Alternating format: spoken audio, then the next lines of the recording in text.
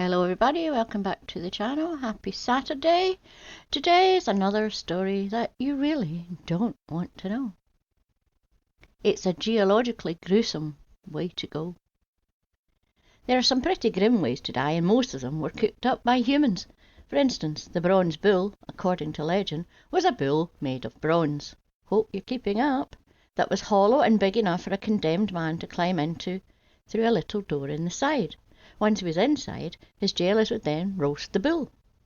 Also inside the bull, aside from a roasting man, was a series of pipes that supposedly converted the person's screams into cow moos, which, even if it was a sound so desirable that you're willing to burn someone to death for it, is a sound that is readily available from moo cows.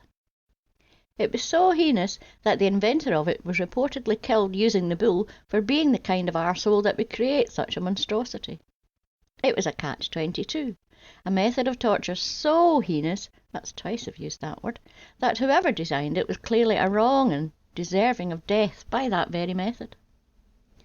Let's leave the man-made killing methods aside for now, because otherwise I'm just sitting here listening different ways you can take off someone's skin, which makes me feel like a psychopath, and talk a bit about the horrors the natural world has in store for you instead. The missing skulls of Vesuvius. Victims of the eruption at Mount Vesuvius, 24th October AD 79, went through some of the worst deaths imaginable. When the pyroclastic flow reached them, they were hit at 200 to 700 degrees centigrade, 390 to 1300 Fahrenheit, at about 50 miles an hour.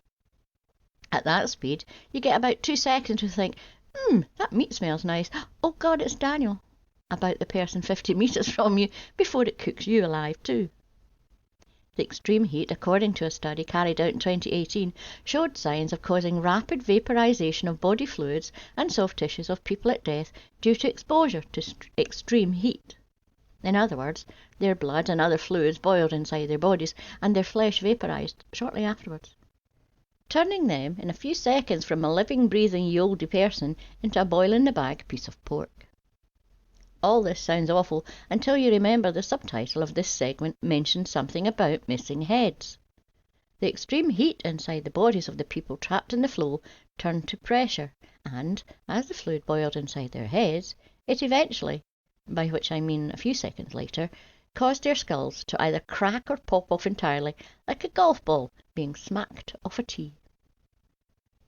Lava.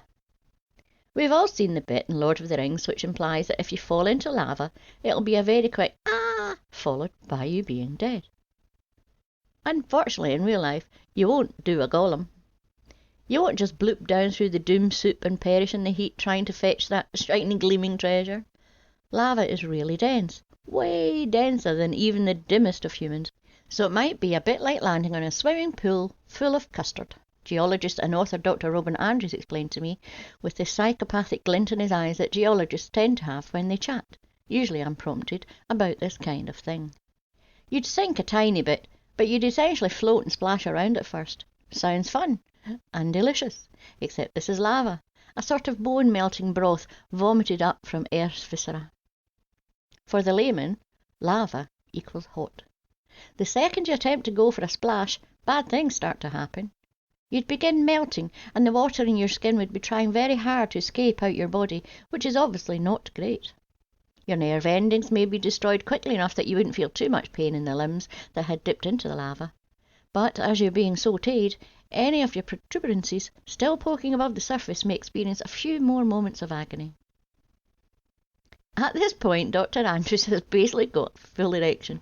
I steer the conversation towards any comfort that can be gained for Gollum fans who don't like this image of him slowly being fried from the feet upwards.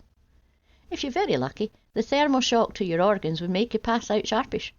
If you fell in head first, your brain would boil, which sucks, but you won't feel much. And the noxious gases erupted by the lava may cause you to faint early on too, so you'd bypass the experience of feeling your skin turn into a sort of leather. All things considered, I'd advise not falling into lava.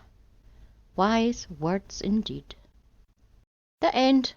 Don't forget to like and subscribe and press the wee bell notification.